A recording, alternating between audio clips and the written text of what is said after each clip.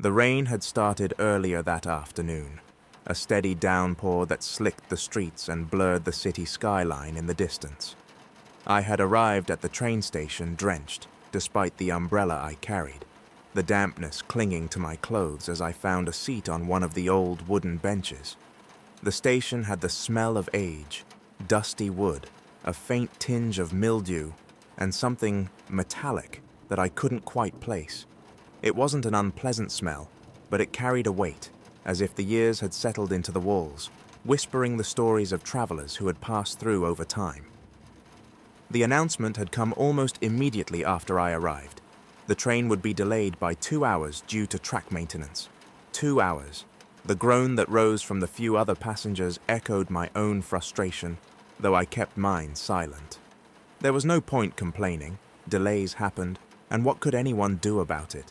Still, the thought of sitting here for 2 hours in this cold, rain-soaked station seemed interminable.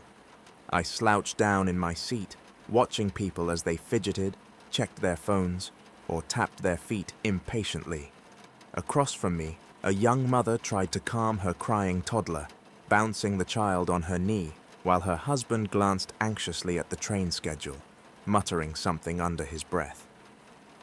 To their left, a businessman paced, his phone pressed to his ear, as he whispered hurried conversations about missed meetings and rescheduled appointments.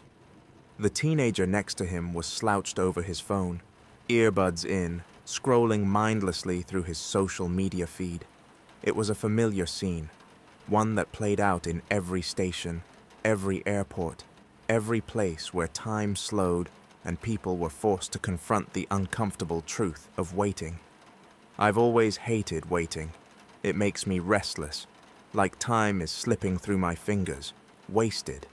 I've always felt the need to keep moving, to be doing something, going somewhere, as if progress could only be measured by motion. Sitting still made me uneasy, like I was missing out on something important. I think that's why I started people watching in the first place. If I couldn't move, at least I could observe. At least I could try to make sense of the world around me, even if it was through the lives of others. It was during this quiet vigil that I noticed the old man. He sat a few benches away, in the far corner of the station, almost hidden by the shadows cast from the dim, flickering lights above. He was dressed in an old brown overcoat, the kind that had probably seen better days, and a hat that sat jauntily on his head, tipped slightly to one side. A suitcase rested beside him, weathered and worn, the kind of suitcase that looked like it had traveled many miles. His face was lined with age, deep creases marking his forehead and around his eyes, but there was a serene, almost amused expression on his face, as if the delay meant nothing to him. While everyone else seemed restless, irritated by the wait, the old man sat perfectly still, his hands folded in his lap, his gaze sweeping slowly over the station. He wasn't doing anything in particular, no phone, no book, no paper, but there was a presence about him, a quiet calm that stood in stark contrast to the nervous energy around him. For a moment I wondered what he was thinking. What did a man like him, clearly older, clearly wiser, make of this delay? Did he see it as an inconvenience like the rest of us? Or did he, perhaps, see something else entirely? I watched him for a long time, something about his stillness drawing me in. There was a depth to his gaze, a kind of knowing that felt out of place here, among the everyday frustrations of delayed trains and soggy coats.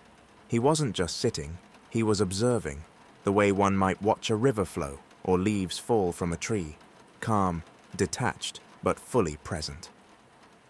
Finally, my curiosity got the better of me. I leaned forward slightly, catching his eye. "Long wait, huh?" I said, trying to sound casual. He turned his head slowly, as if my voice had floated toward him from some far-off place. His lips curled into a slow smile, deepening the lines on his face. "Ah, yes," he said, his voice low and warm, with a rich timbre that felt like it carried stories of its own. "But what's a little waiting in the grand scheme of things?" I blinked, taken aback by the unexpected depth of his response. I had expected small talk, something simple about the inconvenience of the delay. Instead, his words carried a weight, a subtle reminder that time, and our relationship with it, was something far more complex than I often allowed myself to consider. "Do you take the train often?" I asked, shifting in my seat to face him more fully. "Not as much these days," he said, his eyes drifting back toward the rain-slicked windows. "I used to, though. Traveled all over the place. Back when I thought moving from place to place was the key to finding what I was looking for. And now?" I asked, intrigued by the implication of his words. "Do you miss it?" The old man chuckled softly, the sound like the rustle of leaves in autumn. "No," he said, his smile widening. "I've learned that the greatest journeys don't require moving at all. Sometimes the best thing you can do is stay right where you are and let the world come to you." There was a simplicity to his words, but I could feel the layers beneath them, as if he were offering me a glimpse of something profound. I leaned forward slightly, wanting to understand more. "Let the world come to you?" I echoed, unsure if I fully grasped his meaning. The old man turned his gaze toward the station, his eyes moving slowly over the scattered passengers. "Look at them," he said softly, nodding toward the mother still bouncing her now sleeping child, the businessman pacing, the teenager scrolling through his phone. "They're all waiting, just like you. But what they don't realize is that life is happening right now, in this station. They're so focused on where they need to go, on the next step, that they're missing what's unfolding around them." I followed his gaze, seeing the scene through his eyes, the tired mother's gentle rocking of her child, the businessman's furrowed brow, the flickering light casting shadows on the station floor. It was all part of something bigger, something I hadn't noticed in my impatience. I had been so focused on the delay, on the inconvenience, that I hadn't stopped to consider the moment itself.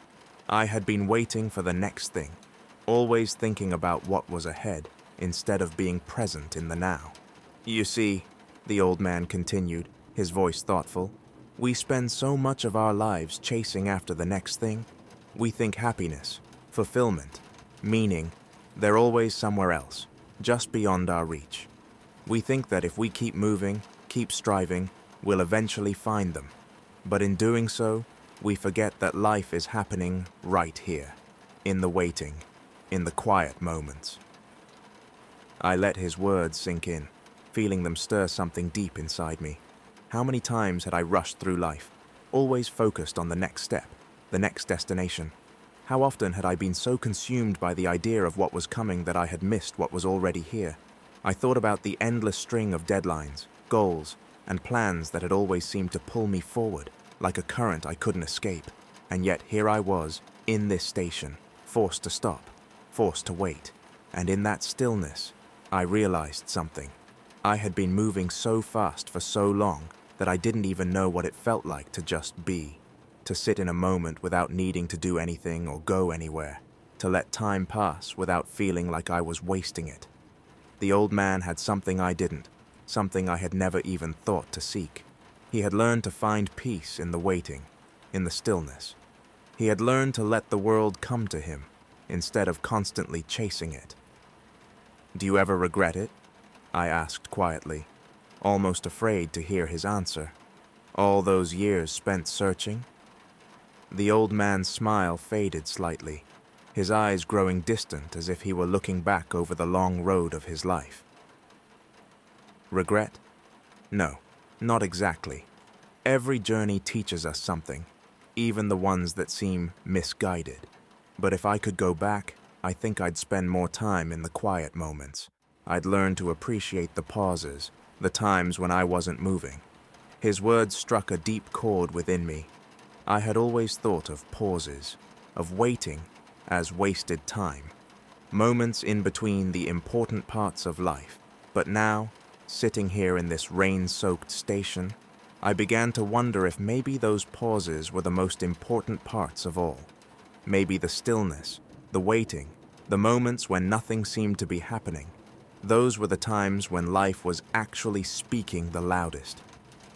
We sat in silence for a while after that, the quiet between us filled with the soft sounds of the station, the drip of rainwater, the low hum of the lights, the occasional murmur of voices.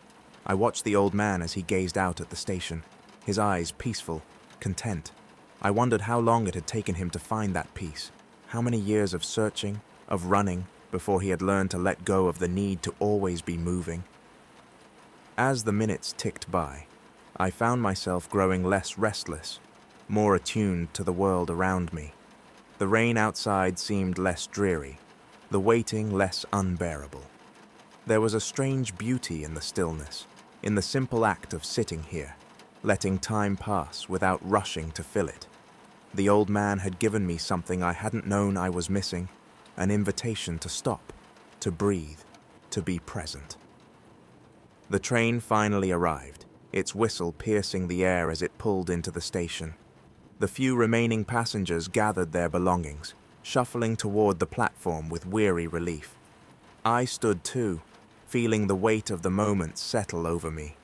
As I turned to thank the old man, I found his seat empty, his suitcase gone. I hadn't even heard him leave.